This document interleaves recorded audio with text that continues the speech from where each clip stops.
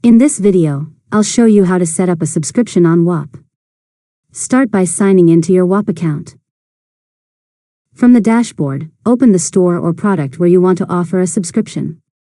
Next, click Create Product if you haven't created one yet, or open an existing product to edit it. After that, go to the pricing section. Select subscription as the pricing model instead of a one-time payment. Now enter your subscription price and choose the billing interval, such as weekly, monthly, or yearly.